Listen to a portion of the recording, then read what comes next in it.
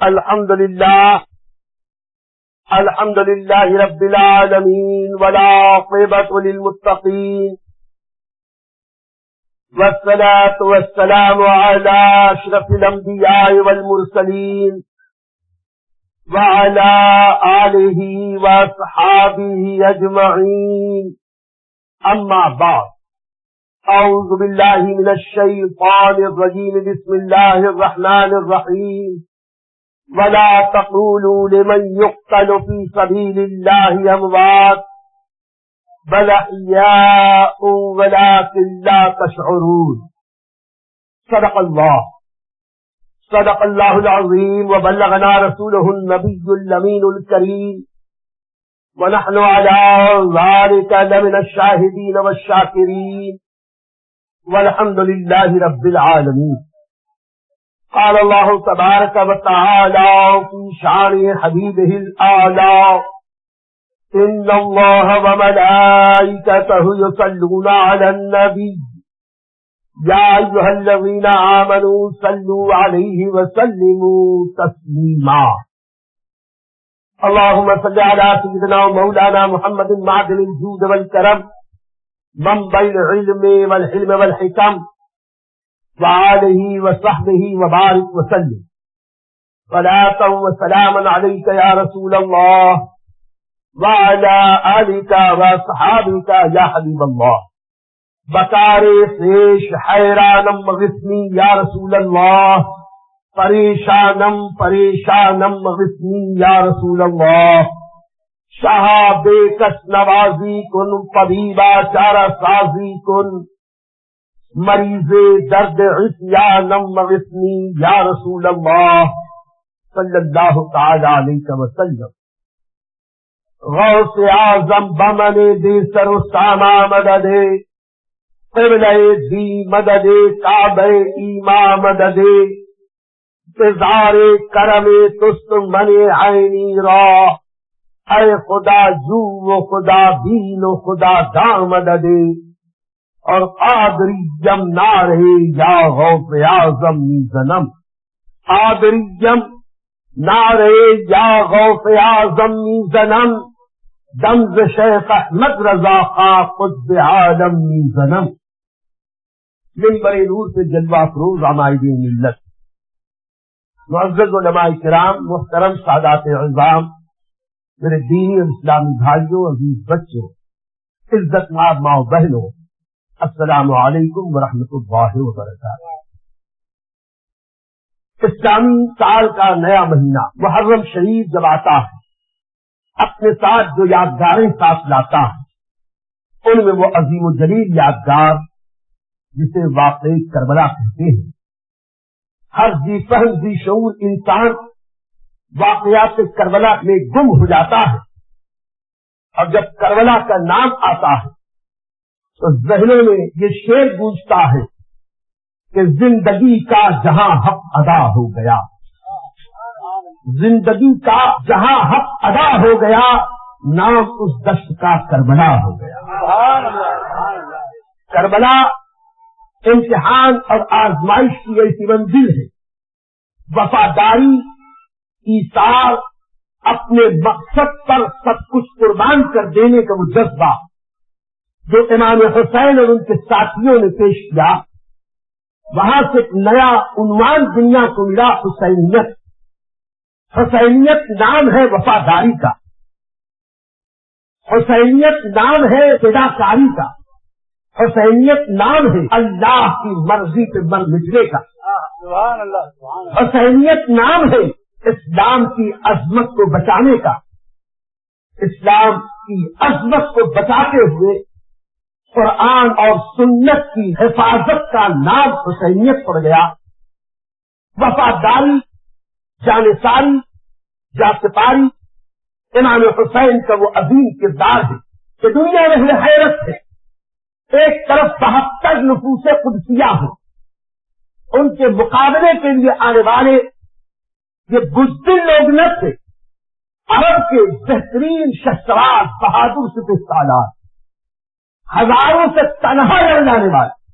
لیکن عجیب بات ہے، ایسے ایسے بہادر جب میدان کربلا میں آئے تو 72 لوگوں کے مقابلے کے لیے 22,000 کا لشکر سامنے آ گیا.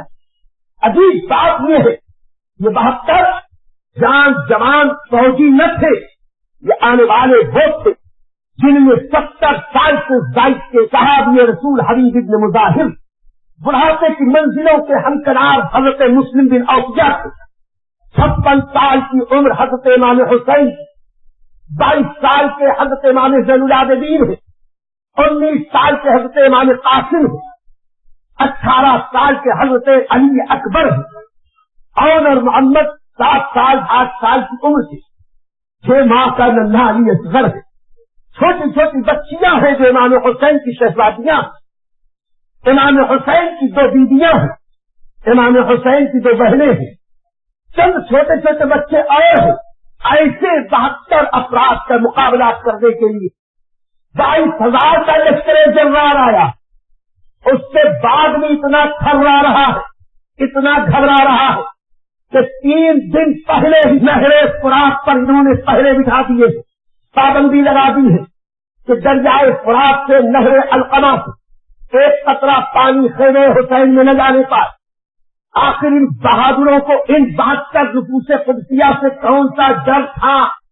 میرے دوستوں، یہ حق کی طاقت اور حقانیت کا غرہ تھا، اور امام حسین کی عظمت کا وہ پھریلا تھا کہ ظالم یزیدی جانتے تھے کہ آج کفار و مشرکین سے مقابلہ نہیں ہے، آئے نبی اولاد علی سے مقابلہ. آج مقابلہ ان سے ہے کہ جس کے بارے میں کسی شاعر نے کہا کہ علی کا گھر بھی کیا گھر ہے کہ اس گھر کا ہر ایک بچہ، علی کا گھر بھی کیا گھر ہے کہ اس گھر کا ہر ایک بچہ جہاں پیدا ہوا شیر خدا معلوم ہوتا. وہ شیر خدا کے لال جب میدان کربلا میں آئے، حق اور باطل آمنے سامنے، جنگ شروع ہونے والی، لیکن عوام الناس کے ذہن میں سوال اٹھ سکتا ہے. ہم نے میدان بدر کی لڑائی تاریخ میں پڑھی، احد کی جنگ تاریخ میں پڑھی، غزوہ حنین کے واقعات کتابوں میں موجود، لیکن عجیب بات یہ ہے آخر کربلا کی جنگ میں، بدر و حنین کی جنگ میں فرق کیا تھا؟ تو تاریخ سے اپنے برق الٹے کو پتا چلا کہ جنگ بدر میں کفر اور اسلام آمنے سامنے تھا. احد میں ایک طرف اللہ کو ایک ماننے والے، دوسری طرف بتوں کی پوجا کرنے والے، حنین میں رسول اللہ صلی اللہ علیہ وسلم کے شہدائی فدائی امتی، اور دوسری طرف اللہ کی وحدانیت کا انکار کر کے بتوں کی پرستش کرنے والے. لیکن عجیب بات ہے کہ ابھی اللہ کے نبی صلی اللہ علیہ وسلم کو اس دنیا سے تشریف لے گئے 50 سال بھی پورے نہیں ہوئے کہ کربلا کے میدان میں کیسی جنگ ہوئی کہ ایک طرف 72، ایک طرف 22,000. عجیب بات یہ، کلمہ یہاں بھی پڑھا جا رہا، کلمہ وہاں بھی پڑھا جا رہا، نماز یہاں بھی پڑھی جا رہی، نماز وہاں بھی پڑھی جا رہی، اذان یہاں بھی دی جا رہی، اذان وہاں بھی دی جا رہی، قرآن یہاں بھی پڑھا جا رہا، قرآن وہاں بھی پڑھا جا رہا. ایک طرف بہت بڑی جماعت ہے 22,000، دوسری طرف کل 72 نفوس قدسیہ، لیکن اس کے باوجود دونوں جماعتیں ایک دوسرے کے سامنے تیر تلوار ہتھیار لے کے کھڑے ہیں، ایک دوسرے کی جان کے ڈر پر، اور جنگ ہوئی. دنیا نے دیکھا ان 22,000 نے اسلام کی شمع کو بلند کرنے کے لیے، امام حسین کو شہید کرنے کے لیے ساری مکاری اجاری چال بازی کا مظاہرہ کیا. سمجھ میں یہ نہیں آتا کہ یہ جنگ ہوئی کیوں تھی جب دونوں جماعتوں کا خدا ایک، رسول ایک، قرآن ایک، دین ایک، مذہب ایک. پھر یہ جنگ کیوں؟ امام حسین نے کلمہ پڑھنے والوں کے خلاف جہاد کیوں کیا؟ تو وہیں پر فیصلہ ہو گیا کہ ہر کلمہ پڑھنے والے کے کلمے کا اعتبار نہیں کیا جائے گا، ہر قرآن کی دعوت دینے والے کی دعوت پر اعتبار نہ کیا جائے گا، ہر اس شخص کو جو روزہ نماز کرتے ہوئے آئے یہ نہ دیکھا جائے گا کہ روزہ نماز کر رہا ہے، یہ دیکھا جائے گا کہ اس کا روزہ نماز ظاہر و باطن میں ایک جیسا ہے کہ نہیں. امام حسین کے سامنے جو آئے تھے جب وہ نماز پڑھتے تھے تو قاعدے میں پڑھتے تھے اللہم صلی علی محمد و آل محمد. دنیا بھی یہ سمجھ رہی ہے کہ نماز پڑھ رہے ہیں، اور نماز میں وہ نبی پر آل نبی پر درود بھیجتے ہیں، لیکن جب سلام پھیرتے ہیں تو آل نبی کے اوپر تیر اور تلوار کے وار کرتے ہیں۔ پتا چلا یزیدیوں کا ظاہر کچھ کا باطن کچھ، اور جب یہ دو رنگی ہوتی ہے تو امام حسین کی حسینیت پکارتی ہے، دو رنگی چھوڑ دے یک رنگ ہو جا، دو رنگی چھوڑ دے یک رنگ ہو جا، سراسر موم ہو جا سنگ ہو جا۔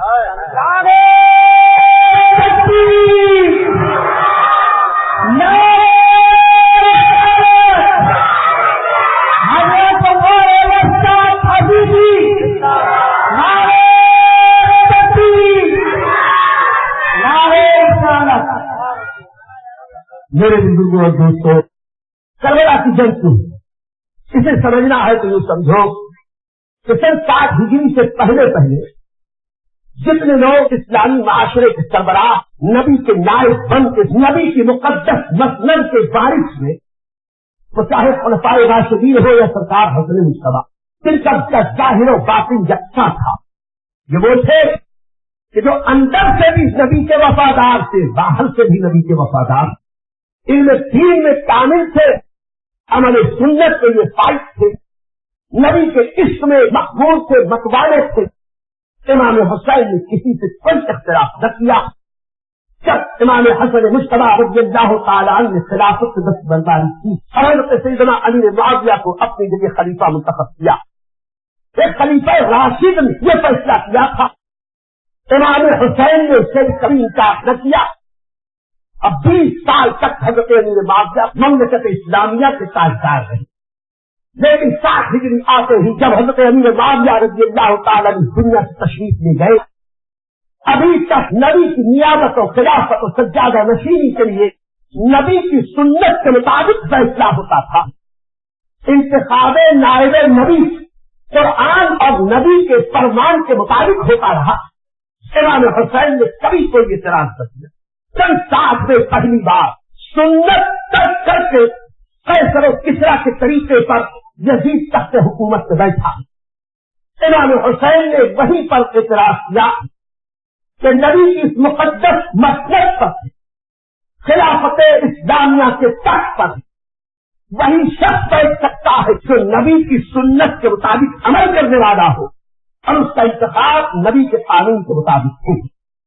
اسی لیے پہلی بار جب یزیدیوں کے سامنے امام حسین نے تقریر کی تو یہی کہا تھا کہ نبی کی سنت پر قیصر و کسریٰ کے طریقے کو ترجیح دے دی گئی۔ حسین جان تو دے سکتا ہے، نبی کی سنت کی مخالفت برداشت نہیں کر سکتا ہے۔ اسی موقع پر امام حسین نے اختلاف کیا اور نبی کی سنت کو بچانے کے لیے، اسلام کی عظمت کو بچانے کے لیے، قرآن کی حرم کی حرمت کی حفاظت کے لیے امام حسین نے میدان کربلا میں اپنے سب کچھ قربان کر دیا۔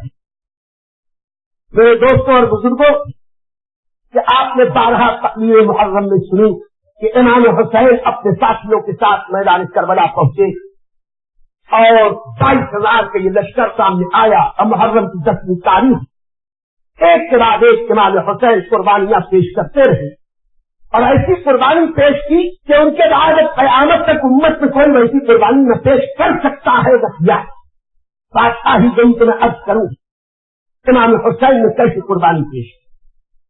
قرآن میں اللہ فرماتا ہے وَلَنَبْلُوَنَّكُمْ بِشَيْءٍ مِّنَ الْخَوْفِ وَالْجُوعِ وَنَقْصٍ مِّنَ الْأَمْوَالِ وَالْأَنفُسِ وَالثَّمَرَاتِ وَبَشِّرِ الصَّابِرِينَ۔ ایمان والو، ہم تمہیں ضرور آزمائیں گے، کچھ خوف سے، کچھ بھوک مسلط سے، کچھ تمہاری جان کے نقصان سے، کچھ تمہاری کھیتیوں اور پھلوں کے نقصان سے۔ اللہ کا اعلان ہے ہم تمہیں ضرور آزمائیں۔ اے نوجوانوں، آج کا مسلمان بڑا تناسان ہو گیا۔ آج کا مسلمان بس اسی بھرم میں ہے، ہم مسلمان ہیں، جنت ہماری جاگیر ہے، ہم چاہیں گے کہ جنت تو ہمیں مل گی، لیکن یاد رکھو یہ شہادت کہے عفت میں قدم رکھنا ہے، جو آسان سمجھتے ہیں مسلمان ہونا۔ مسلمان ہونے کے لیے قربانیاں دینی پڑیں گی، جان کی قربانی دینی پڑے گی۔ خالی نعرے لگا کے کام نہ چلے گا۔ رات بھر جلسوں میں نعرے لگاؤ اور صبح کی نماز کے وقت چادر تان کے سو جاؤ، اور جب رمضان کا مہینہ آئے تو بیماری کا بہانہ کر کے روزے کھاؤ، ہر فرض ہو جائے بہانے کر کے کہو ابھی وقت نہیں آیا، ابھی یہ کام ہے وہ کام ہے، وقت ملے گا تو حج کریں گے۔ یاد رکھو ہر فرض ہر واجب کو اس کے وقت پر ادا کرنا یہ ہماری ذمہ داری۔ جنت آسانی سے نہ ملے گی، جنت تلواروں کے سائے میں ملتی ہے، جنت قربانیوں سے ملتی ہے۔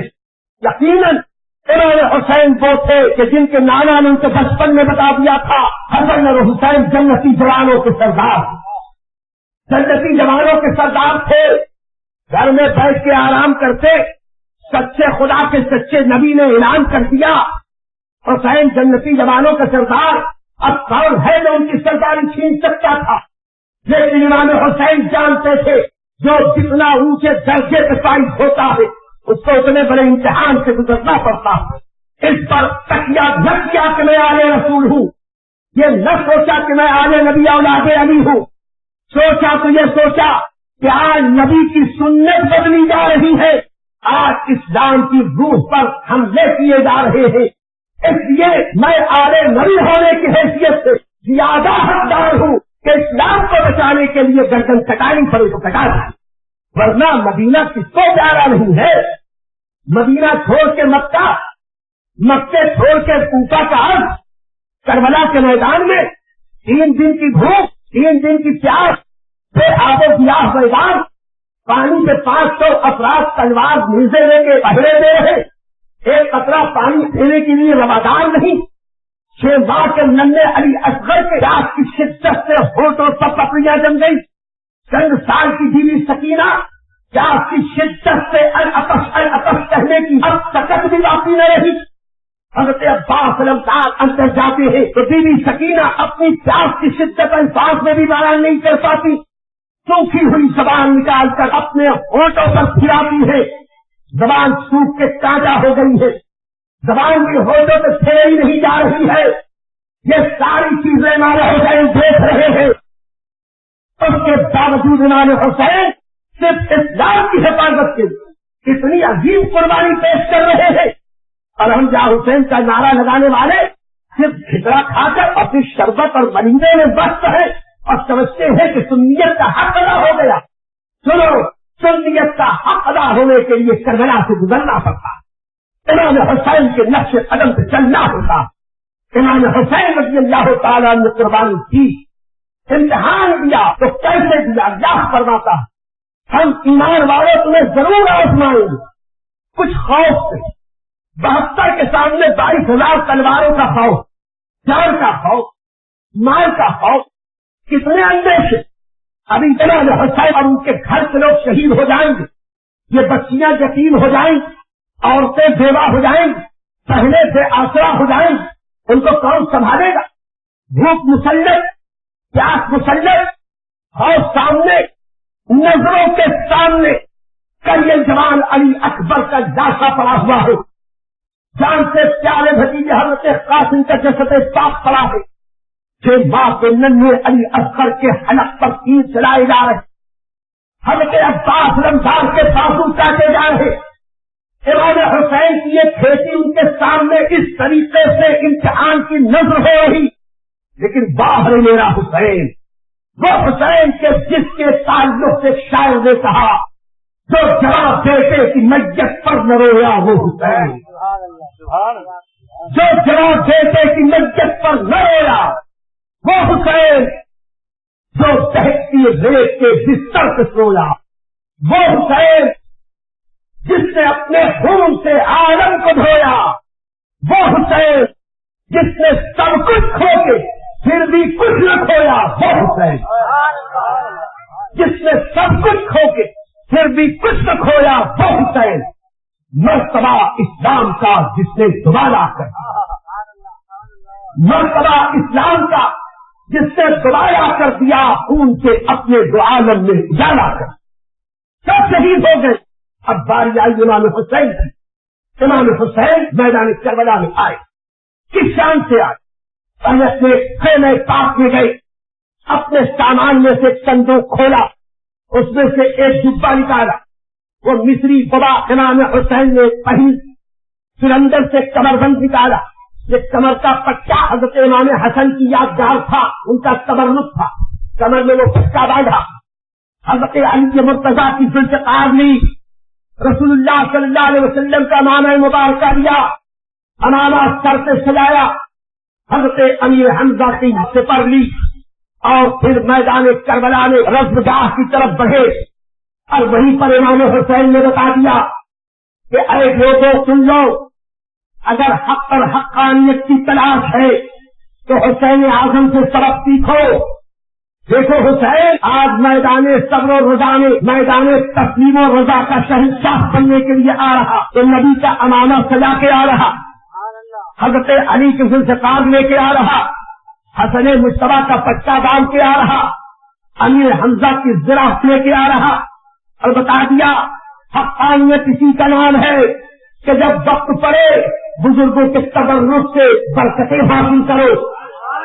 آج لوگ جو ہم پر اعتراض کرتے ہیں کہ تم نبی کے نقش قدم کا کیوں احترام کرتے ہو، نبی کے نالین کی برکتیں کیوں لیتے ہو، نبی کے منہ مبارک کی زیارت کیوں کرتے ہو، ہم کہتے ہیں یہ سبق ہمیں کربلا میں امام حسین سے ملا. اسلام توحید اسی کا نام ہے اور اسی کو آج کے زمانے میں مسلک اعلیٰ حضرت کہا جاتا ہے. کیا ہم اپنے بزرگوں کے تبرکات سے برکتیں حاصل کرتے ہیں. امام حسین تیار ہو کے آئے اور پھر جو جنگ ہوئی، میرا یہ موضوع نہیں ہے کہ میں تفصیل سے اس جنگ کے تعلق سے عرض کروں، لیکن آپ سے ایک بات عرض کرنی ہے کہ جمعہ کا دن ہے، محرم کی 10ویں تاریخ ہے، ظہر کا وقت ہے. عام طور پر آپ نے سنا ہوگا کہ امام حسین رضی اللہ تعالیٰ عنہ جس وقت زخمی ہو کر گھوڑے کے نیچے کی طرف تشریف لائے، ان کا سر سجدے میں تھا. زندگی کے اخیر وقت میں بھی امام حسین نماز پڑھ رہے ہیں اور دنیا کو بتاتے ہیں اے امام حسین کی غلامی قدم بھرنے والوں، اے امام حسین کی نیاز کرنے والوں، اگر تم سچے حسینی ہو تو حسینی کردار کو اپناؤ.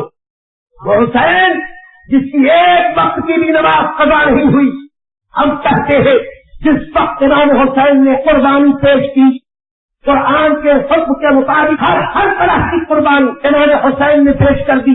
بھوکے ہیں، پیاسے ہیں، خوف ہے، ڈر ہے، اپنی جان بھی لے رہے ہیں، اپنے کنبے خاندان کی جان دے رہے ہیں. اور رب نے انہی سب چیزوں کے بارے میں تو بتایا تھا کہ وَلَنَبْلُوَنَّكُمْ بِشَيْءٍ مِنَ الْخَوْفِ وَالْجُوعِ وَنَقْصٍ مِنَ الْأَمْوَالِ وَالْأَنفُسِ وَالثَّمَرَاتِ وَبَشِّرِ الصَّابِرِينَ. جو صابرین ہے سب کرنے والوں میں بشارت ہو. ہم کہتے ہیں امام حسین میدان کربلا میں تخت حکومت حاصل کرنے نہیں گئے تھے، قرآن پاک پر عمل کرنے گئے تھے، سکھانے گئے تھے کہ قرآن پہ کیسے عمل کیا جاتا ہے. اور اتنی تکلیفوں کے بعد آج یہ تھا ایک وقت کی بھی نماز بھی قضا ہوئی. آج ہمارا حال یہ کہ کتنا اتنا کھا لیتے ہیں تو بدہضمی ہو جائے. حال یہ ہے کہ اتنے نعرے لگائیں کہ گلا بیٹھ جائے، کیا امام حسین کرتے ہیں، لیکن کردار حسین کی باری آئے تو نماز کے وقت ہماری مشین بگڑ جاتی ہے. کیا مشین بگڑ گئی وضو نہیں سلامت رہتا؟ ارے بگڑی کیسے؟ اگر امام حسین کا غلام ہوتا، امام حسین کے کردار کو دیکھتا. میرا حسین میدان کربلا میں ایسا نمازی، ایسا عبادت گزار، ایسا پرہیزگار. امام حسین مسافر ہے سفر میں، امام حسین روزے دار ہے، ایسا روزے دار نہ ملے گا. ہم روزہ رکھیں ایک دن کا صبح صادق سے غروب آفتاب تک، میرا حسین روزے دار ہے. 7ویں محرم سے پانی بند ہوا ہے، 2.5 دن کا روزے دار امام حسین. ہر امام حسین کا روزہ دار ہے 2.5 دن کے.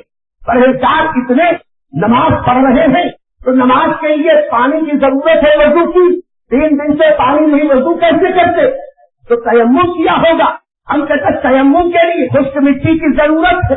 جب امام حسین کا پورا بدن کے خون سے رنگین ہے اور اس خون آلود ہاتھ کو جب خشک زمین سے مارے ہوں گے تو وہ خون آلود مٹی اب وہ تیمم کے لائق بھی تو نہ رہی.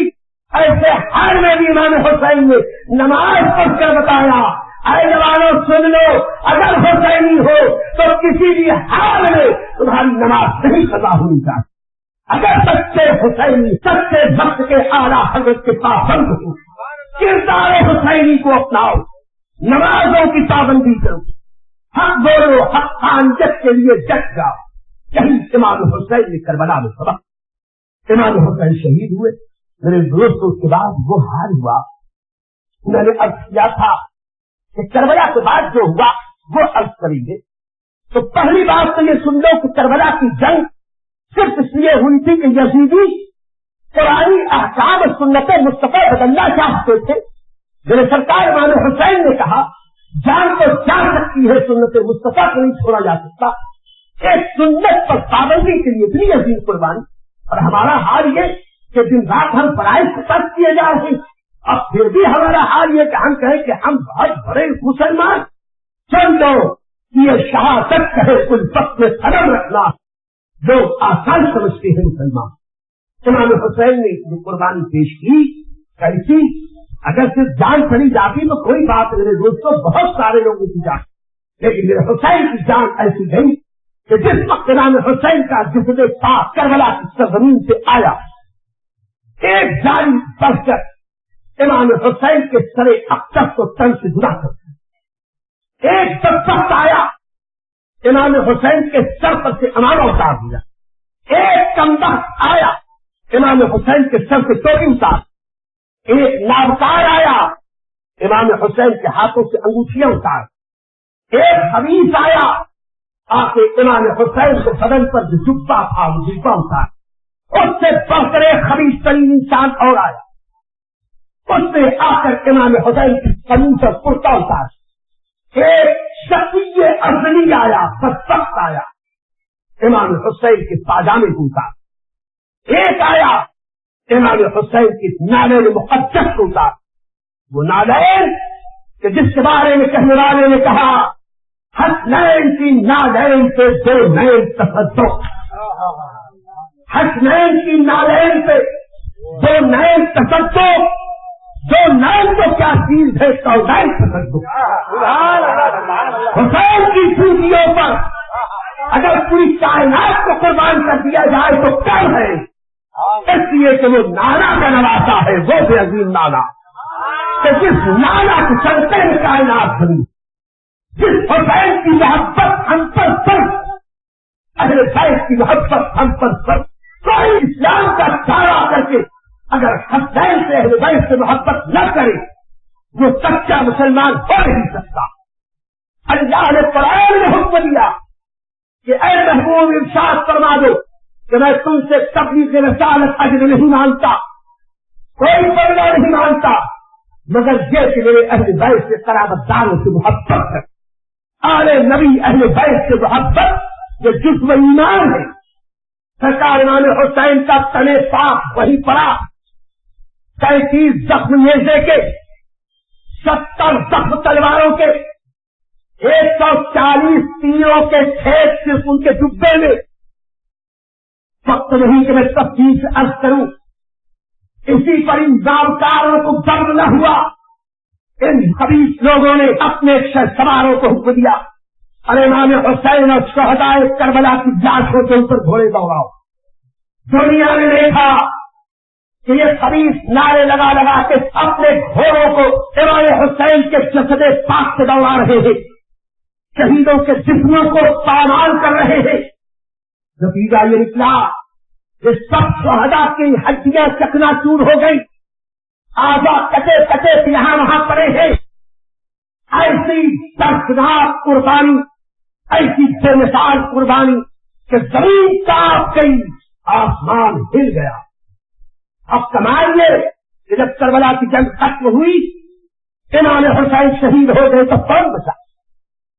تو یہ لوگ نعرے لگاتے ہوئے حصے کی طرف آئے جس حصے میں اہل بیت اطہار کے کھیلے، جہاں پر اہل بیت کی معزز خواتین سے لوٹنا تھی. یہ لوگ آئے اور آ کے خیموں میں گھس گئے. سوچے ذرا، قربانی ہو تو ایسی اور صبر ہو تو امام حسین جیسا، ان کے خاندان جیسا. ان خبیثوں نابکاروں نے امام حسین کے خیموں میں لوٹ مار مچا دی، جو سامان کا لوٹ لیا. بی بی سکینہ سامنے آئی، سوچے ذرا، چند سال کی بچی، سامنے سب کے لاشیں پڑے ہیں، ایسے میں جب جن ظالموں کو خیمے میں آتے دیکھا ہوگا، پھر اس سکینہ کے دل پہ کیا بیتی ہوگی؟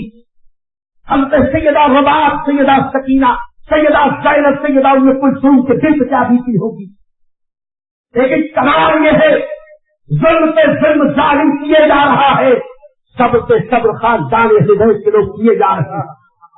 کوئی جھگڑا نہیں، کوئی شکایت نہیں، کوئی لوہا نہیں، کوئی بے صبری نہیں۔ اے میری قوم کی معزز بہنوں، آؤ دیکھو کربلا میں فاطمہ کی بیٹیوں نے، پوتیوں نے کس طریقے سے صبر کا دامن تھاما ہے۔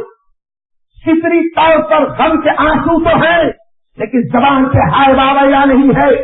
اور ہمارے یہاں سسرال میں ذرا سی تکلیف ہو جائے تو پورا محلہ برادری سر تو اٹھا لیتی ہے دلہن۔ تو میں تو جب سے یہاں آئی پھنس گئی، کبھی کوئی سکون میں اس کو سسرال میں نہیں ملا۔ اس کی شکایت پورے محلے میں، پورے سماج میں، ایسی شکایت جیسے لگتا ہے کہ کوئی دن رات اس کو پٹنی سے پیٹتا ہو۔ یاد رکھو، جو غم تکلیف اگر آئی ہے تو اللہ کی اس قدرت پر بھی یقین رکھو، برقرر خیر ہی بشر رہی اللہ تعالی، اچھی بری تقدیر اللہ کی طرف سے۔ تو تم شکایت کیوں کرتے ہو؟ اللہ سے لو لگاؤ، صبر کرو، فاطمہ زہرا کی پوتیوں سے سیکھو۔ ایسا صبر کیا، ایک نامکار آیا، بی بی سکینہ کے کانوں میں سونے کے زیور، گلے میں سونے کا ہار تھا، گلے سے ہار کھینچا، کانوں سے گنڈے کھینچے، ننے نازک سے کان زیور کھینچے گئے، اب کان کٹ گئے، خون رسنے لگے۔ اللہ تیری بے نیازی، مولا تیری شان، اگر ان کے بابا کے خون سے اسلام کا چمن نہ بہایا ہے، اس باغ میں سکینہ کے نازک بدن کا پاکیزہ خون بھی شامل ہوا۔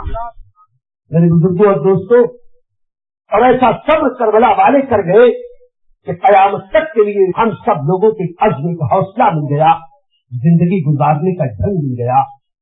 خیال یہ کر رہا تھا، یہ ظالم نابکار امام حسین کی شہادت کے بعد اہل بیت کے خیموں میں گھسے، خیمے کو لوٹا، خیمے کو آگ لگا دی، اہل بیت کی عورتوں کے زیورات چھینے، انہوں نے اپنے سروں کی جو چادر لی تھی، ان بدبختوں نے ان کی چادریں تک چھین، فاطمہ زہرا کی شہزادیاں میدان کربلا میں تپتی ہوئی ریت پر بیٹھی، کوئی سایہ نہیں ہے۔ میرے دوستوں، سوچو ذرا امتحان تو کیسا امتحان۔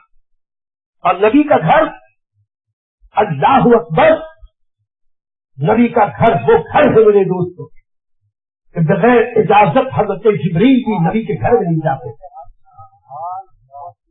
اللہ نے یہ حکم دیا تھا، اور آج امتحان کی وہ گھڑی ہے۔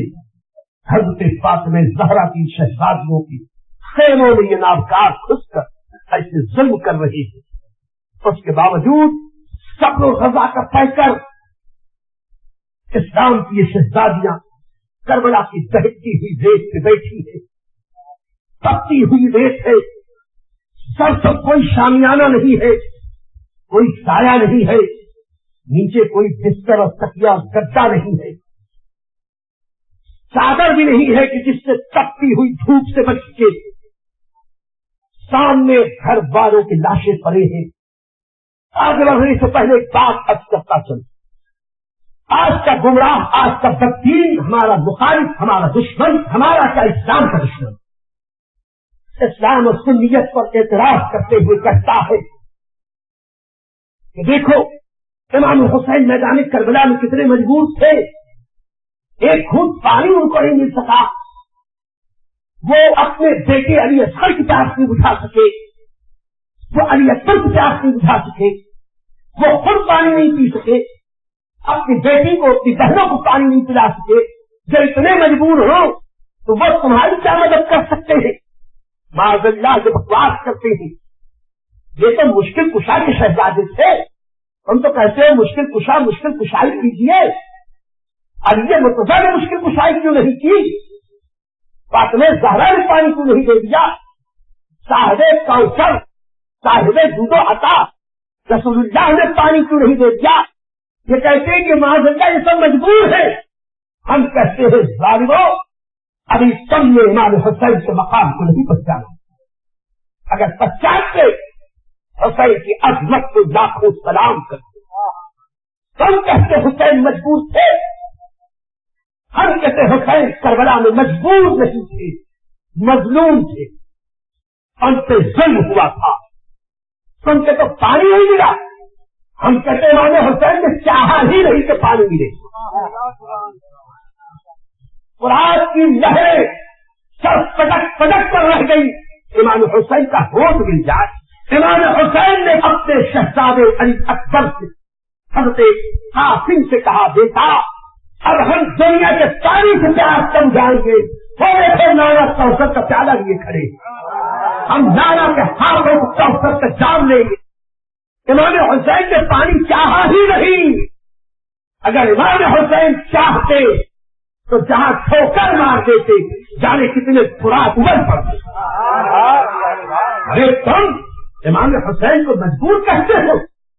اگر کربلا پر تم اعتراض کرتے ہو اور میں اسی ہندوستان میں کربلا کے اعتراض کا جواب دیتا. تم کہتے حسین مجبور تھے، ہم کہتے امام حسین کے غلاموں کے غلاموں کے غلاموں کے غلاموں کا ایک غلام ہندوستان کی دھرتی پہ انگریز کی سرزمین پر تاریخ کہہ لیتا ہے، کہتا نہیں کہلاتا ہے. یہ غلام سے کہتا جا کے کہہ دے اینا ساگر تجھ کو خواجہ بلاتے ہیں.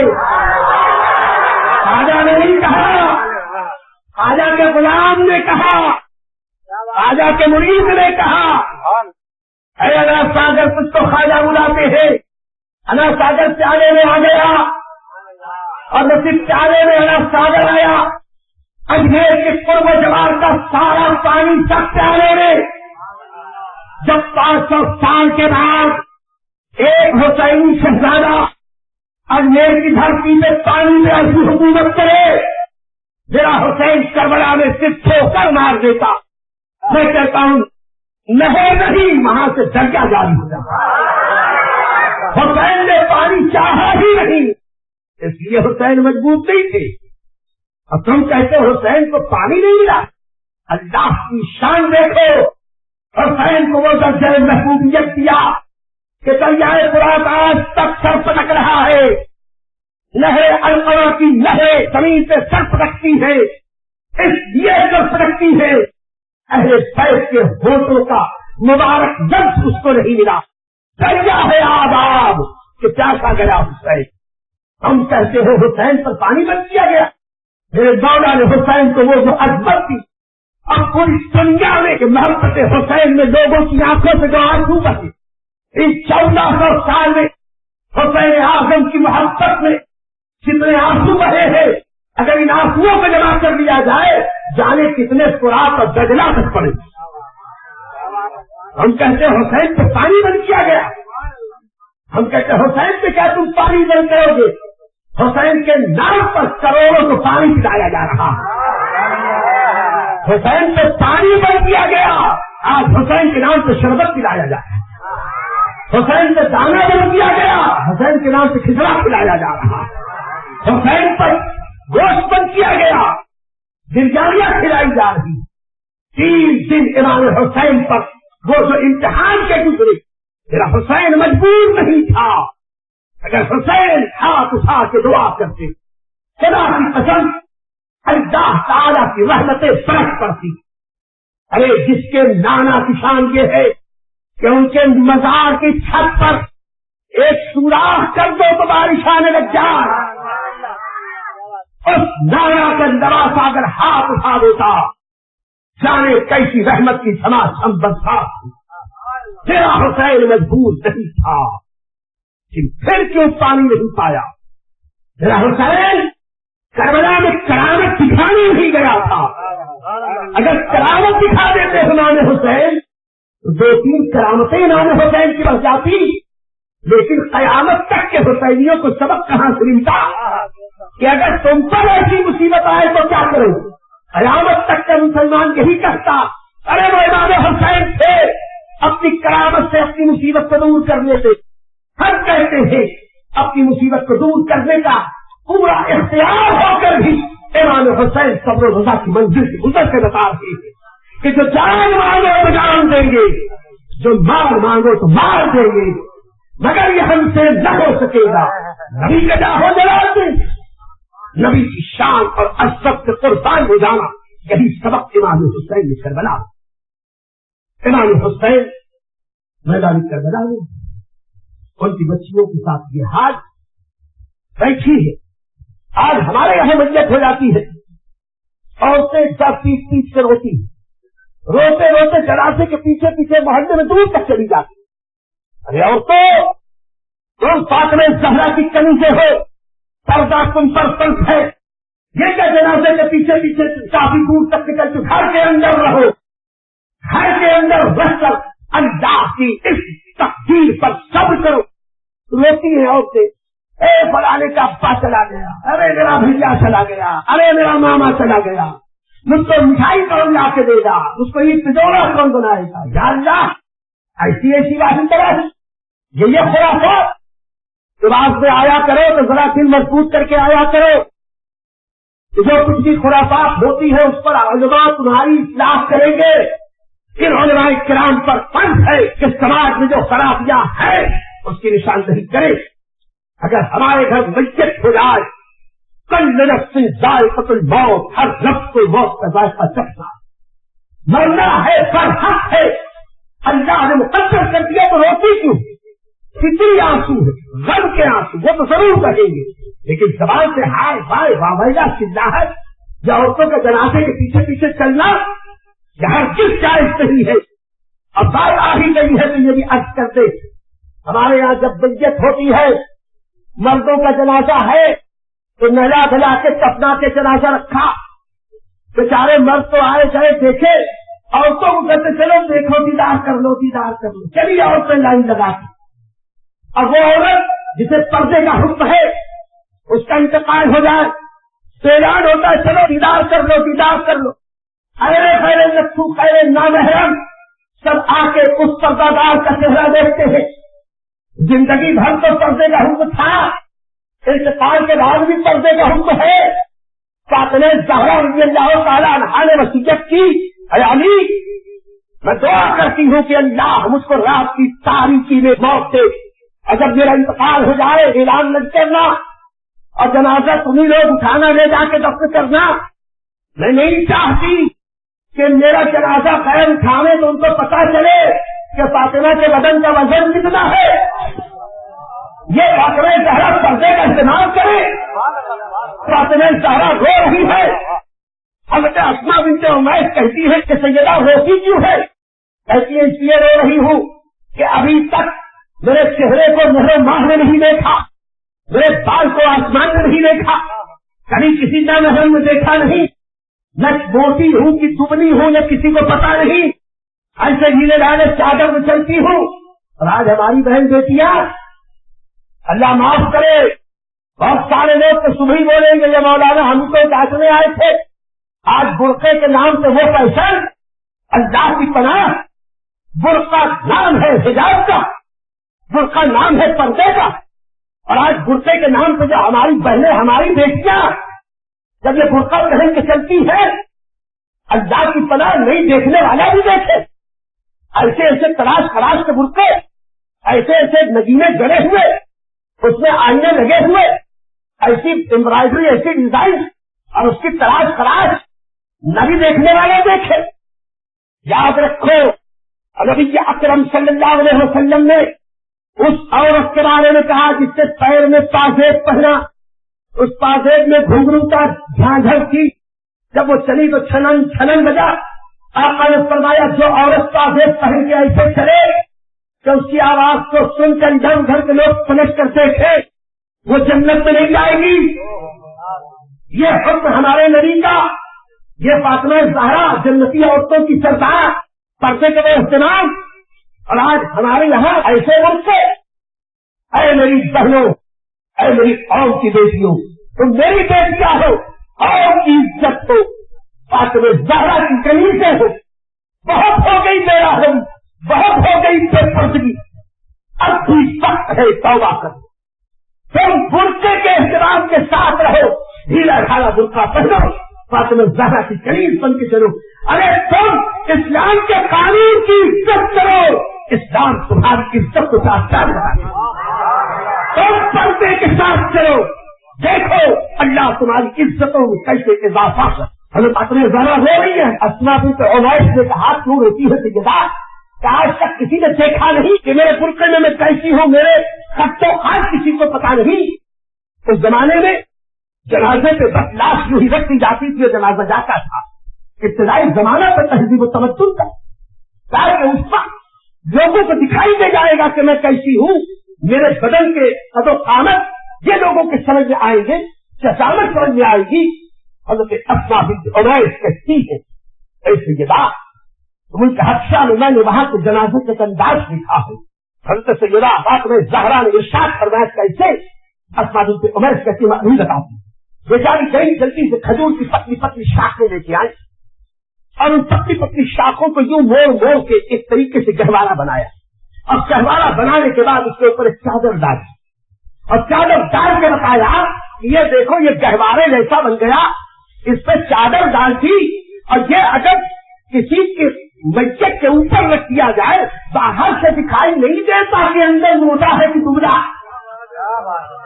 حضرت فاطمہ زہرا کے جنازے کے لیے یہ روایتوں میں موجود ہے. لیکن آج افسوس اس کا ہے کہ ہم ان سب باتوں کو طرف نظر کر کے خیر ضروری باتوں کی طرف بہت زیادہ دھیان دیتے ہیں. یاد رکھو پردہ فرض ہے. اے میری بہنوں، اے میری بیٹیوں، اتنے بڑے عمل میرے میں ایک بچی بھی، ایک میری بہن، ایک میری بیٹی کل سے صحیح برقع لینے لگے گی، میں سمجھوں گا میرا آنا کامیاب ہو گیا. اور اے میرے قوم کے نوجوانوں، اگر تمہاری بچیاں اس طرح کا نقاب پہنتی ہیں، یہ گنہگار کم ہے، مجھے تم زیادہ ہو. ایسا تو تم دیتے ہو، کماتے تم ہو، اسی لیے کماتے ہو، اسی لیے پریشان ہوتے ہو کہ مصطفیٰ پیارے کی شریعت اور سنت کو برباد کرو، اپنے گھر کی عورتوں کو اس طریقے سے بے پردہ نکالو اور پھر بعد میں معاشرے میں کوئی خرابی پیدا ہو. حضرت کے پاس آؤ، بولو بھائی بچی بہت اچھی تھی، ایسا ہو گیا. ارے ایسا ہوا کیسے؟ تم نے اپنی آنکھیں بند کی تھی، اپنے بچوں کی تربیت صحیح نہیں کی، اس لیے بچہ بگڑا ہے. اگر تو اچھی تربیت لیے ہوتا، ہمارے بچے ہماری عزتوں کو بچہ نہیں لگاتے، ہماری عزتوں کو قلعہ افتخار کو چار چاند لگاتے. آج میدان کربلا میں فاطمہ زہرا کی یہ بچیاں بیٹھی ہیں، لاشیں پڑی ہیں. دوپہر کا وقت ہو گیا، سائے ڈھلنے لگے. میدان کربلا میں یہ یزیدی خوب کھانا پکانا، اچھل کود، ناچ گانے، خوشی منا رہے ہیں. اہل بیت کی بچیاں کھلے آسمان کے نیچے دیکھ رہی ہیں. شام ہوئی، کھا رہی ہے، پی رہی، لیکن اہل بیت کی عورتیں اسی طرح بھوکی اور پیاسی میدان کربلا میں بیٹھی. اللہ کی پناہ، واہ رہی صبر والے. آج ہمارے یہاں کسی بہن کو، کسی بیٹی کو سسرال میں اگر ذرا سی من کا کھانا نہ ملے تو وہ پوری شکایت کا اتنا بڑا اشتہار بن کے پورے شہر میں بانٹ دیتی ہے. میرے سسرال والے بڑے کنجوس ہیں، ایسے ویسے ویسے ویسے. لیکن شام کی راہ میں کربلا والے بھوک پہ بھوک برداشت کر رہے تھے. شکایت کا ایک لفظ زبان سے نہیں ادا. پھر ان نالائقوں نے کیا کیا؟ یہ جتنے ان کے مرے تھے یزیدی، ان کی لاشوں کو جمع کیا، ان کو غسل دیا، ان کو کفن دیا، خوب نہلایا، دھلایا، عطر لگایا، خوشبو میں بسایا، نماز جنازہ پڑھی، قبر میں دفن کیا. اور میرے حسین کی لاش، ان کے دوستوں کی لاش، ان کے بھائیوں کی لاش شکل میدان میں یوں ہی پڑی رہی. لیکن میں کہتا ہوں باہر خدا تیری شان بے نیازی. اللہ فرماتا ہے تعز من تشاء وتذل من تشاء. عزت اللہ کے دست قدرت میں، ذلت اللہ کے دست قدرت میں. یہ یزیدی سوچ رہے تھے ہم نے اپنے مردوں کو نہلایا، دھلایا، کفن پہنایا، ان کی نماز جنازہ پڑھی، اور عزت والے ہم نے آل نبی اولاد علی کو غسل و کفن سے اور قبر سے محروم رکھا. معاذ اللہ یہ سمجھ رہے کہ ہم نے ذلیل کیا، لیکن میرے خدا کی قدرت پکار رہی تھی. ارے نالائقو، تم نے اب بھی خدا کی قدرت کو نہیں جانا. خدا کا باقی، خدا کا غدار نماز جنازہ 22,000 بھی پڑھ کے دفن کرے، کوئی اعتراض نہ کرنا کہ ان کی بخشش ہوگی. اور نبی کا وفادار بے غسل و کفن بھی پڑا رہے تو اللہ کی بارگاہ میں اس کی شان یہ ہے جو خدا کی راہ میں قتل کیے جائیں انہیں تو مردہ نہ کہو بلکہ وہ زندہ. اللہ نے ان کو زندگی دی.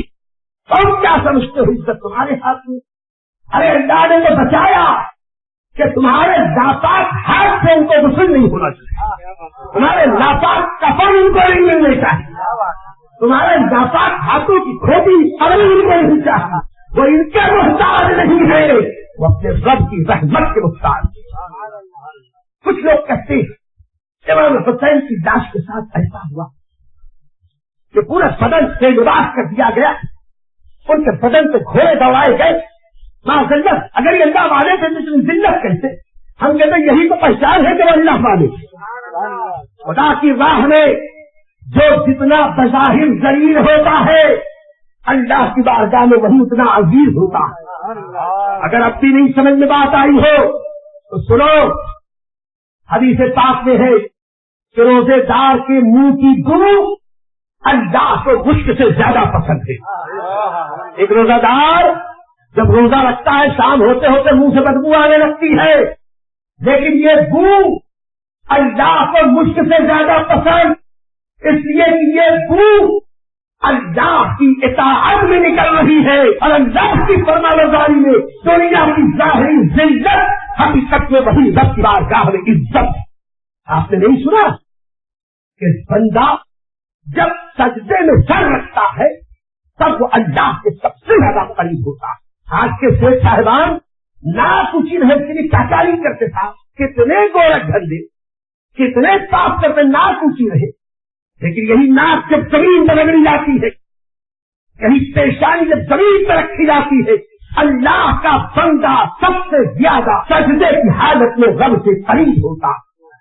خدا کی بارگاہ میں جو جتنا بظاہر ذلیل ہوتا اللہ اس کو اتنی عزت دیتا ہے. اور یہ اسلام کا قانون ہے.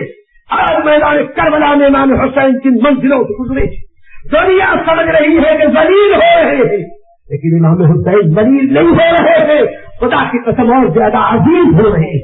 اور اگر بھی سمجھ میں بات آئی، آؤ میں تمہیں میدان احد لے چلوں. احد کے میدان میں جب اسلام اور کفر کی جنگ ہوئی، اللہ اور اس کے رسول کے شیر حضرت امیر حمزہ شہید، ایک خاتون جو اس وقت تک مسلمان نہیں ہوئی تھی، بعد میں وہ اسلام لے آئی. اس لیے ہم بات کی زندگی میں ان کی کوئی بے عزتی نہیں کرتے، لیکن اس وقت بہت سے تو خاتون نے حضرت امیر حمزہ کی خاندانی دشمنی میں حضرت امیر حمزہ کی ناک کاٹی. اتنی دیدار خاتون ہوگی کہ لاش کی ناک کاٹی، امیر حمزہ کے دونوں کان کاٹے، امیر حمزہ کے دونوں ہوش کاٹے، ایک رسی میں پرویا، گلے میں ڈالا، اسی پہ بس نہیں اندر سے کلیجہ پکڑ کے نکالا. امیر حمزہ کا کلیجہ اپنے منہ میں ڈالا اور کلیجہ حضرت امیر حمزہ کا چبانے میں نگل نہ پائی، اگل دیا. حضرت امیر حمزہ کی لاش کٹی کٹی پڑی. نبی کے چچا ہے، بڑی ہاشم کی سردار ہے، اللہ کے شیر ہے، رسول کے شیر ہے. میدان احد میں لاش پڑی ہے. میرے آقا علیہ السلام جس وقت اپنے پیارے چچا امیر حمزہ کی لاش پر گئے، دیکھا کہ کان کٹے ہوئے، دیکھا کہ ناک کٹی ہوئی، دیکھا کہ ہوش کٹے ہوئے، دیکھا کہ جگر چیرا ہوا، لاش کس طریقے سے پڑی ہوئی ہے. میرے آقا علیہ السلام نے ارشاد فرمایا، میری پھوپھی حضرت امیر حمزہ کی بہن سیدہ صفیہ کا مجھ کو خیال ہے، اگر پھوپھی کے غم کا خیال نہ ہوتا میں میری چچا کی لاش یوں ہی چھوڑ دیتا تاکہ 300 آتے میری چچا کی لاش کو کھاتے. خدا کی راہ میں میرے چچا ایسی قربانی سے گزرتے اور میدان محشر میں 300 کے پیٹوں سے میرے چچا کی لاش نکالی جاتی.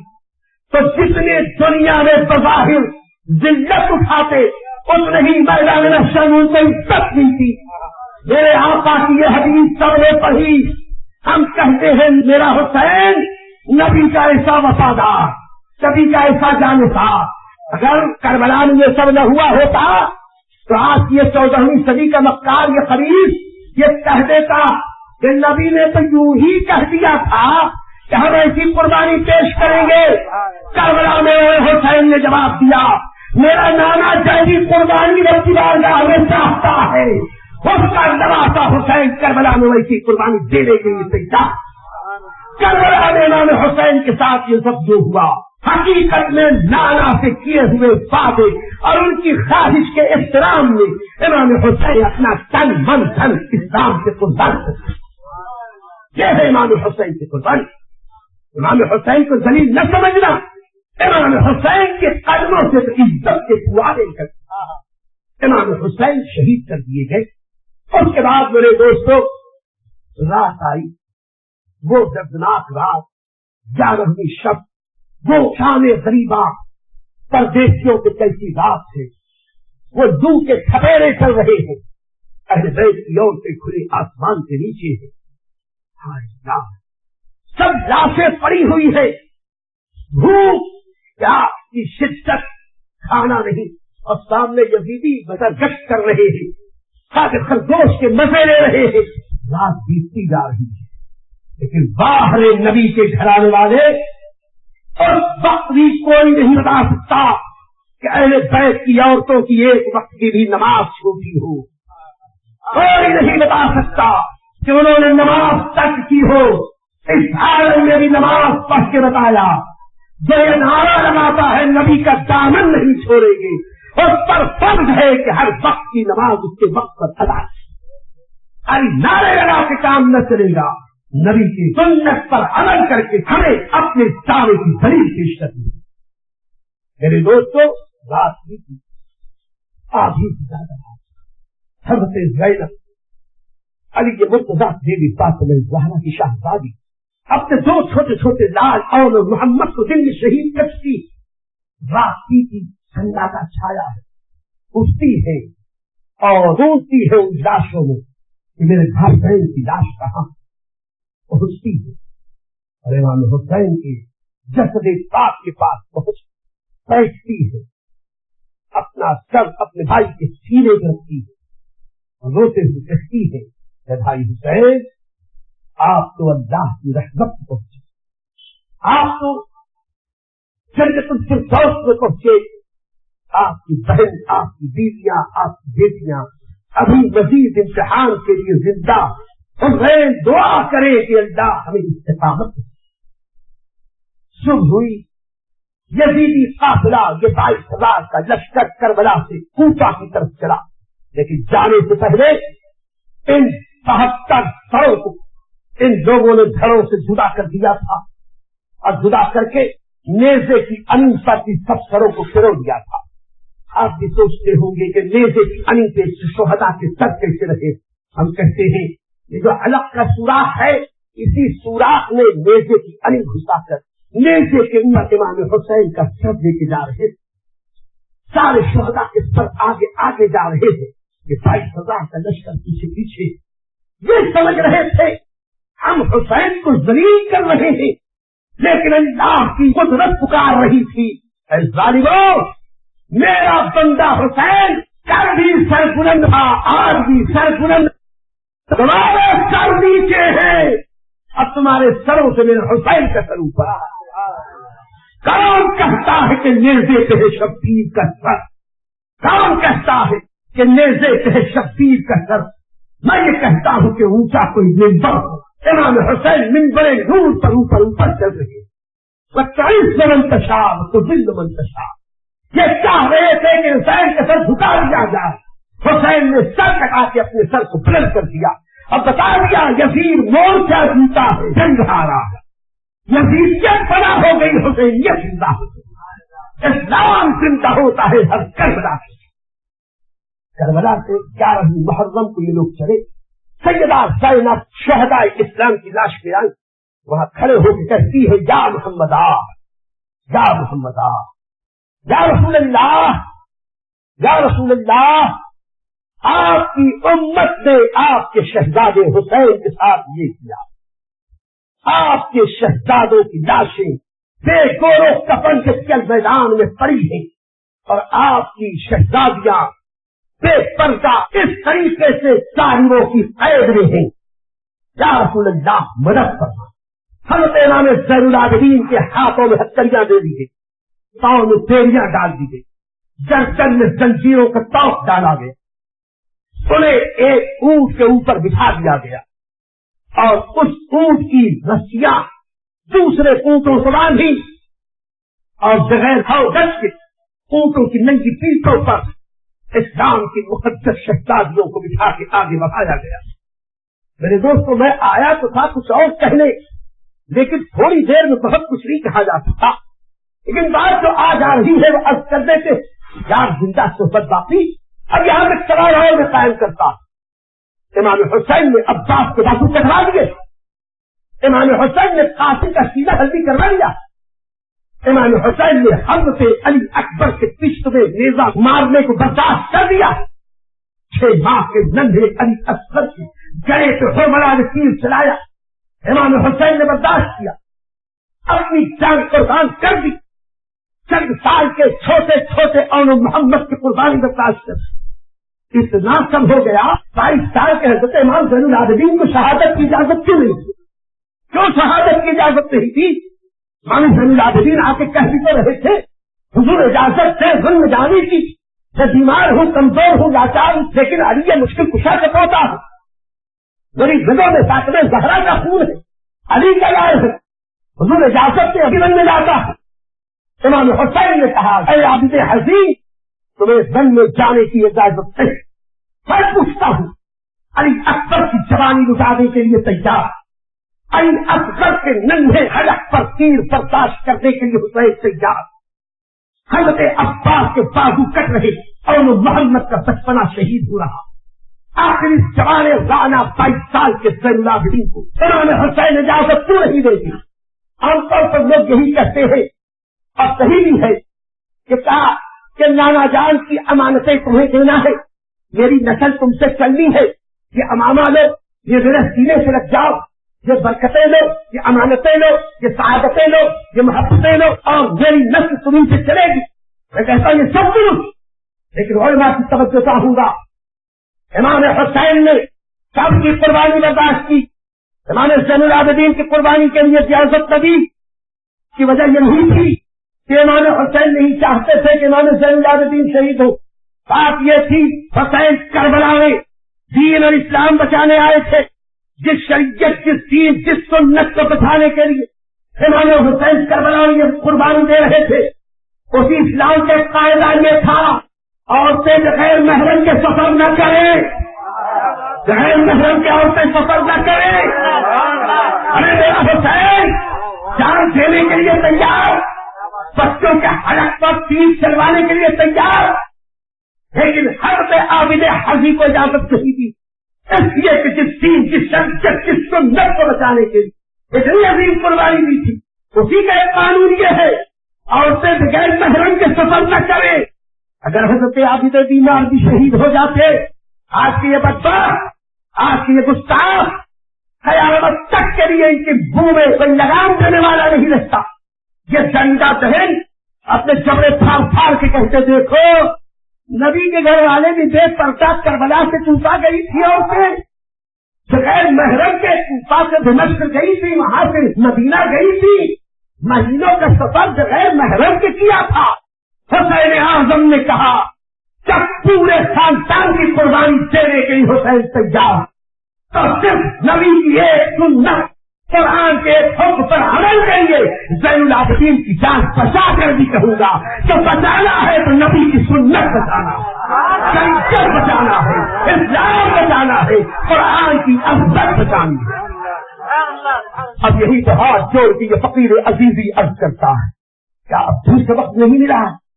تم اپنی بیٹیوں کو, اپنی بہنوں کو گھومنے کے لیے یہاں سے سورت بھیج دیتے ہو, بغیر محرم کے بمبئی گھومنے چلی جاتی ہے. ایک فلاں کے یہاں رشتے داری ہے, وہاں شادی ہے, بغیر گائے کام نہیں چلے گا. ابے تو کیوں نہیں جاتا؟ کام بہت ہے نا, بیگم تو چلی جا, اماں تو چلی جا, بہنا تو چلی جا. بغیر محرم کے ان کو دور دور بھیجتے ہو, یہ کیا غلامی حسین ہے؟ کیا یہ نبی کی सुन्नत है। खुदा की कसम सफर शरई के लिए इस्लाम का कानून है, बगैर महरम के औरत सफर नहीं कर सकती। अरे जब तुम्हारा परवरदिगार औरतों को हर फर्ज करता है तो उसके लिए भी कानून है, अगर महरम हो तो हर फर्ज है, महरम नहीं है तो काबे नहीं बन जाओ।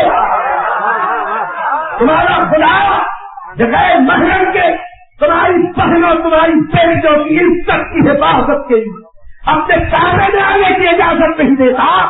तो खुदा को रसूल को नाराज करके अपने चच्चा को फुफ्फू को खाला को राजी करने के लिए अपने घर की औरतों को बगैर महरम के दूर दूर भेजते, और उनके मौता हो गई क्या करें भेजना पड़ता, उनके शादी हो गई क्या करें भेजना पड़ता।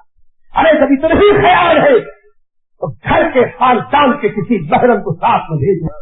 अरे तुम नबी की सुन्नत पर अमल करो, अल्लाह तुम्हारी इज्जत को चार चांद लगा। मोहम्मद से वफातू तो हम तेरे, मोहम्मद से वफातू तो हम तेरे हैं। ये जहाँ चीज है कि अल्लाह को अलग तेरे। इमाम हुसैन का ये काफिला चला, ये सब चले करबला से कूफा पहुंचते पहुंचते शाम हो गई। कूफा का दारुल इमारत गवर्नर हाउस बंद हो गई। इमाम हुसैन का शरीफा खूनी बिन यजीद के हाथ में था।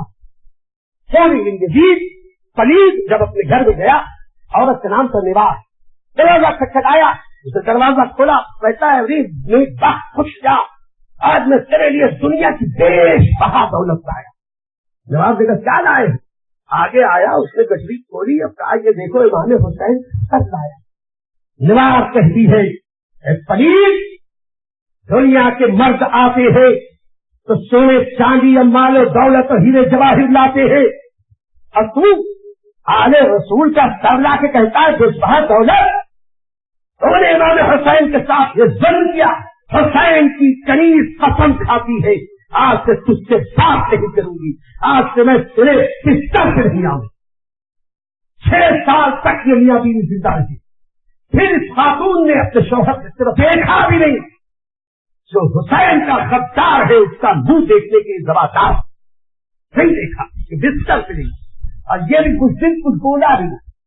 और उसने कहा कि मैं इससे इसका बदला लेके रहूंगा। और फिर इमाम हुसैन का सर उसने एक तख्त में रखा और ऊपर एक बर्तन ढांक दिया और सामने बैठकर आंखों में आंसू ला के इमाम हुसैन को याद कर रही है, अदब कर रही है।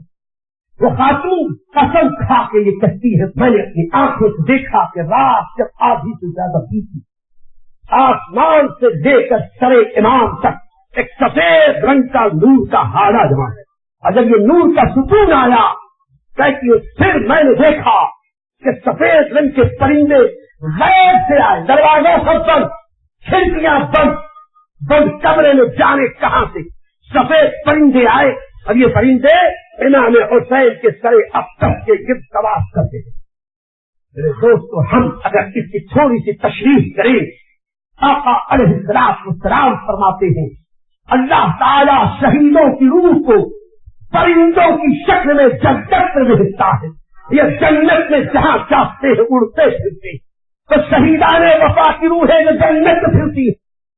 या फरिश्ते होली के घर में इमाम हुसैन के सर की जियारत के लिए आते, और ये होली को नहीं नजर आता, हजरत निवास को नजर आ रहा, इसलिए कि जिसके दिल में मोहब्बत होती है हकीकत में उसी मोहब्बत करने वाले को सब कुछ दिखाई देता। निवास कहती है मैंने सब देखा, परिंदे आए, हो सकता है फरिश्ते हो सकता है शोहदा की रूहें हो, इमाम हुसैन के सर की जियारत के लिए आए। उसके बाद दूसरा दिन हुआ, होली वो सब लेकर दारुल इमारत गवर्नर हाउस में पहुंचा। वहां पर उस वक्त वहां का खबीर जबरदस्त उबैदुल्लाह इब्न ज़ियाद बदहार कुर्सी पे बैठा था। उसके सामने एक तख्त में इमाम हुसैन का शरीफात आया। हुसैन आज़म के शरीफात पे गर्द गुबार है, खून के ताजा आसार है कि हाथ में छड़ी थी, उस छड़ी से उसने इमाम हुसैन के होठों पर दांतों पर इस तरीके से जुब्बिश करनी शुरू, जरबे लगाए। उस वक्त दरबार में ज़ैद इब्न अरक़म नाम के बूढ़े सहाबी जब उन्होंने देखा तो गज़ब जलाल के आलम में खड़े हो آنکھوں میں آنسو آئے، کہتے ہیں اے زیاد اپنی چھری کو ہٹائے، جن ہوٹوں کو تو حرکت دے رہا ہے خدا کی قسم میں نے اپنی آنکھوں سے دیکھا ہے کہ رسول اللہ صلی اللہ علیہ وسلم دانتوں کو بولتا کیا، کہنے لگا تم بہت بوڑھے ہو گئے ہو، صحابی ہو، یہ رہے کرتا میں تمہاری بھی گردن مارتا۔ حضرت زید بن ارقم وہاں سے پلٹ کے یہ کہتے ہوئے اے نامسار تیری یہ مجال کہ مجھ کو مارے، تجھے صحابیت کا اتنا لحاظ ہے تو امام حسین بھی تو صحابی بھی تھے، آلے نبی بھی تھے، وہ صحابی بھی آلے نبی بھی، جب تم ان کا بھی لحاظ کیا تو میرا کیا کرے گا؟ روتے ہوئے آئے۔ میرے دوستو یاد زندہ صحبت، باقی باتیں بہت تھے، حقیقت یہ کہ آج جو میں کہنے کے لیے آیا تو شروع ہی نہیں کر سکتا، لیکن یہاں آخری بات امام حسین کی عظمت پر عرض کرے کہ ظالموں نے اتنا برا کام کیا۔ حضرت زید بن ارقم کہتے ہیں کہ میں نے اپنی آنکھوں سے دیکھا کہ رسول اللہ صلی اللہ علیہ وسلم ہونٹوں کی دانتوں کو چومتے تھے۔ میرے دوستو اب بھی نہیں سمجھے کہ امام حسین کے ہونٹوں کو میرے آقا نے کیوں چوما تھا، کیوں بوسا دیا تھا؟ اللہ کے نبی کی عظمت کو، ان کی نسبت کی عظمت کو تو سمجھو۔ فاروق اعظم رضی اللہ تعالیٰ عنہ کعبہ کے سامنے پہنچے، حضر اسود کو دیکھا تو کہتے ہیں حضر اسود میں تجھے اس لیے چومتا ہوں کہ رسول پاک نے تم کو چوما ہے۔ ایک بار حضر اسود کو نبی کا ہوش لگ گیا۔ آج تک بڑے بڑے اولیاء علماء صوفیاء فتویٰ جب حضر اسود کو چومے جا رہے کیوں؟ صحابی سے لے کر ولی تک، ولی سے لے کر ہم جیسے گنہگار، ایک حضر اسود اور لاکھوں پروانے گرے پڑتے ہیں، زخمی ہوتے ہیں، صرف یہ آرزو ہے کاش ایک بار حضر اسود کا بوسا مل جائے۔ آپ کو ہیرا یہاں کوئی دے کر چومو تو چومو گے؟ ہیرا نہیں چومتے، وہ پتھر جا کے کیوں چومتے ہو؟ کہتے ہیں کہ نبی کے ہونٹ وہاں لگے ہیں، نبی کا ہونٹ ایک حضر اسود پہ لگ گیا تو ایسا مقدس ہو گیا کہ چوما جا رہا، قیامت تک چوما جاتا رہے گا۔ اور یہی نہیں، ایک صحابیہ کے ہاں میرے آقا علیہ السلام تشریف لے گئے، اس زمانے میں گھروں میں پانی مسجد میں بھر کے دیواروں سے لٹکایا جاتا تھا۔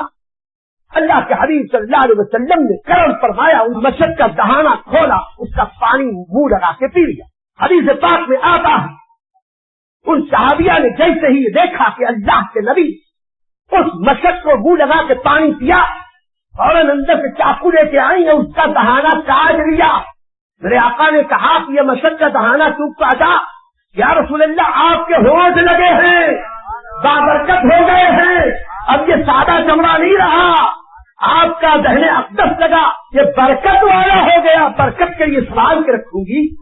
ارے صحابہ نے الوداع دیا، نبی کا ہونٹ جہاں لگ جائے وہ بابرکت، تو جس گلے کو میرے آقا نے چوما اس گلے پر ان یزیدیوں نے تیر اور تلوار چلائے، خنجر اور ہتھیار چلائے، اور یہ نہیں سوچا کہ یہ گلا وہ گلا ہے جس گلے کو میرے آقا نے چوما ہے۔ یہ تیر اور تلوار چلاتے، اتنا سب ہونے کے بعد بھی، اسلام کی اتنی عظیم خدمت کرنے کے بعد بھی، آج کا درندہ ذہن گستاخ، آج کا خارجی معاذ اللہ یزید کی حمایت میں بیان دیتا ہے اور امام حسین کی مخالفت میں بیان دیتا ہے۔ ہم آج اعلان کرتے ہیں وہ بات جو حضرت ابو برزہ اسلمی رضی اللہ تعالیٰ یزید کے دربار میں کہے تھے جب امام حسین کا سر وہاں رکھا تھا، اور ابو برزہ اسلمی صحابی کے سامنے یزید نے امام حسین کی فوٹو کے ساتھ بےادبی کی تھی، تو حضرت ابو برزہ اسلمی نے کہا تھا اے یزید کل میدان قیامت میں حسین کا حشر اس کے نانا رسول پاک کے ساتھ ہوگا، تیرا حشر عبید اللہ ابن زیاد کے ساتھ ہوگا۔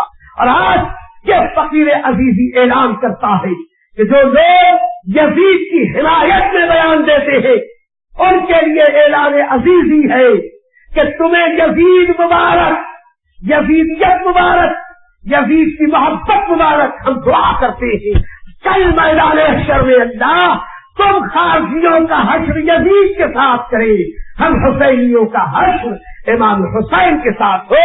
وآخر دعوانا ان الحمد للہ رب العالمین۔